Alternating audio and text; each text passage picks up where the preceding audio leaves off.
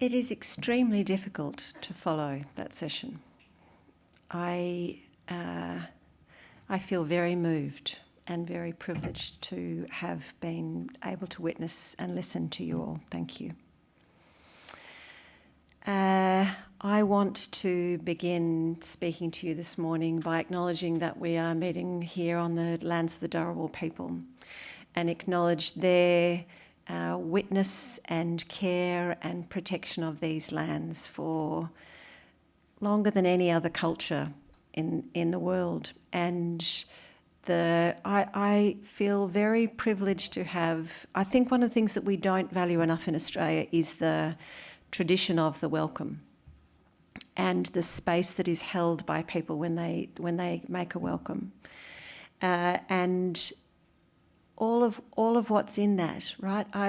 The whole room just has to sit and listen, and that someone can claim that space and tell whatever it is that is important about their lives and their story, which we have witnessed today. But also recognising the importance of the connection to place, and that we all need to acknowledge that we are grounded here or wherever we come from, but that we have to ask permission and be given permission to be on someone else's place, and recognise their care for that land for many, many generations, and the ways that, in recognising that it is the longest culture in the world, that they have worked out ways, Aboriginal and Torres Strait Islander people and communities have worked out ways to resolve conflict, to resolve trauma in ways that we have a great deal to learn from. So it is always special to be here in Wollongong next to this sea. And I walked yesterday and this morning, but yesterday I saw dolphins.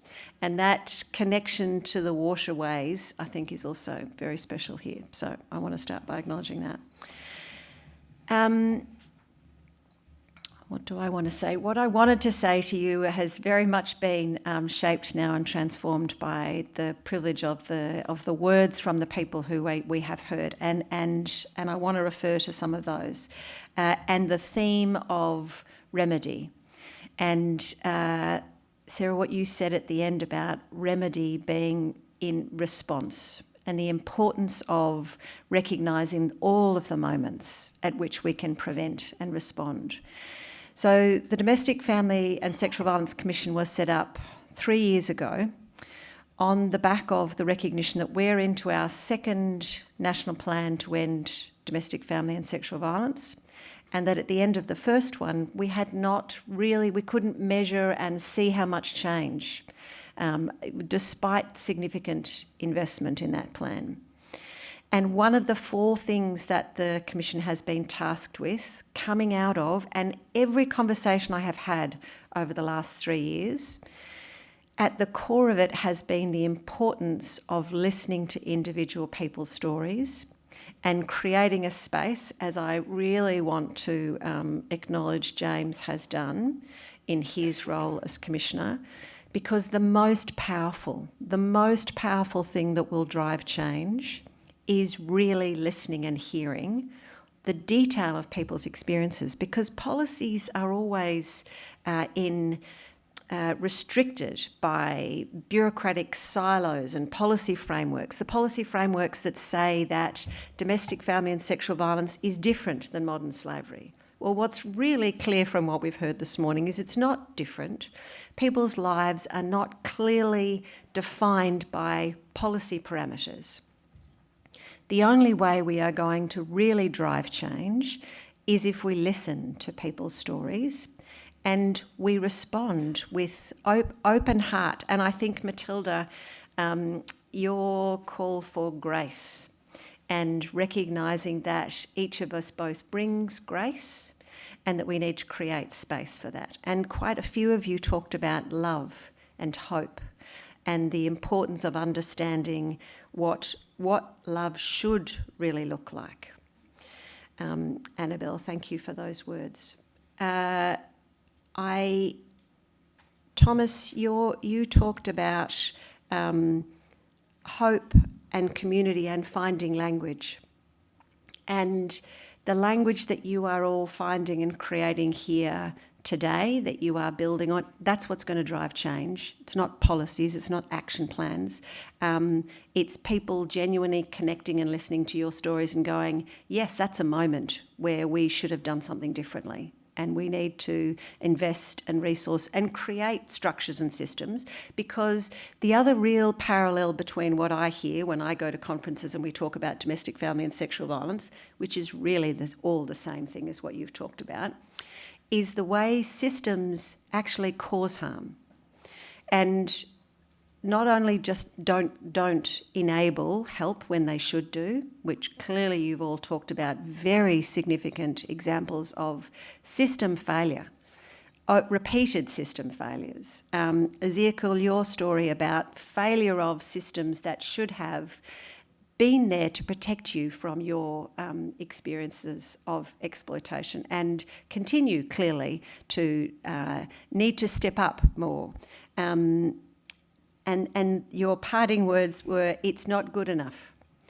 And it's not good enough. And we are all here, everybody is in this room, because we want to see the system do better. We want to drive for the systems to do better. But that comes from listening and embedding in, and James and I have talked a lot about how do we, what is our role? How do we help embed? Because the power is listening to your voices. But it's also an incredible, it's an incredible ask that you have to keep doing that. And it's an incredible responsibility to bear, and it's incredibly generous to get up here and share what are deeply personal, traumatic experiences to drive change. You all talked about wanting in your own ways that you were talking to drive change for others, so that no other child, so that your own children, so that other people don't have to grow up thinking it's normal. So Helena, talking about your story, and I love the poem, the Sun's Daughter. What a fabulous imagery in that poem, and your hair. So thank you for sharing that story. I just want to make sure and I will hold all of those stories, and I've taken notes from what I think were all of them were incredibly powerful presentations. But what I will take away with me in terms of what my responsibility is in thinking about how the National Plan to End Violence Against Women and Children, which has one of the things we've talked about, we tabled our yearly report last week, and that plan commits every government in the country, and there's slight squirming when I say this with ministers in the room, to end gender-based violence, which a lot of it has so many parallels and overlaps and connections with what you are all talking about, in one generation. So I've started saying 2050. It doesn't say a date. Generation is a nice, loose kind of term, right? Politicians often like nice, loose terms. So I've been trying to think about what are the ways that we can hold people's feet to the fire about driving that real change. 2050, that's 25 years. Generation is about 25 years. I've been doing a podcast to try and get people to talk about what should the future look like if we are successful. Because I don't think we often really imagine that we're going to be successful. And we don't envisage what that future will look like when it's different. And one of the people who is on our Lived Experience Council, Quinn, when I interviewed them, talked about the way the homelessness sector, and there are so many parallels between, and one of the things that we need to do is learn from each other, rather than be siloed into a homelessness sector, a modern slavery sector, a sexual violence sector. Quinn talked about one of the frameworks that has been used across the world in terms of ending rough sleeping, ending homelessness, and that also sounds like it's a pretty impossible thing to do, right? Which is that it should be rare, brief, and not repeated. It's not the right word. Non-recurrent, thank you. So we want domestic, family, sexual violence, modern slavery, whatever the policy calls it. It's not necessarily whatever the label, it's not what your experience of it, but we want the system to be able to support people so that when it happens, it's rare. It doesn't happen as often as it does now, which is far too often. When it does happen, it's brief. Our systems do prevent, do respond, do step up when someone walks into a police station, when someone tells their story to a GP, when someone asks their union representatives to step in and do something about it. That it's brief, that they do act, and that it's non-recurrent. So when it happens, it doesn't keep happening to people. There isn't a cycle, which so often people experience. So that's what all of our planning and our action plans and our national plans should be working towards.